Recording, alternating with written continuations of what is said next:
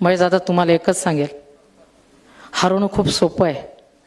जिंकवून एखाद्याला हरवता आलं ना तर ते पण करून बघा एकदा. नक्की तुमची मी मनापासून आभारी राहीन. खरंच मनापासून आभारी राहीन दादा. तुम्ही खूप चांगले कार्यकर्ते होतात आहात. आत्ता मात्र तुमच्यात खूप बदल झालेला आहे. तो बदल जो आहे, आज जे तुम्ही अजसृष्टी करून जे काही स्वतःमध्ये बदल घडवण्याचा प्रयत्न केलाय, त्यामध्ये तुमचं आभार नक्कीच मानणार नाही मी, कारण मीच सांगितले कोणी आभार मानायचे नाहीत. फक्त राजकारण करत असताना शब्द मात्र नेहमी सांभाळून वापरायचे असतात. ज्यावेळेस तुमचे शब्द घरंगळत होते, दुःख होत होतं दादा, अजितदादांना तुम्ही अशा भाषेत नाही बोलायला पाहिजे होतं म्हणून वाईट वाटत होतं. पण एकदा माणसाला सत्ता आणायची नशा चढली की माणसं थोडीशी वेगळ्या वाटेने जातात. तुम्हीही गेलात.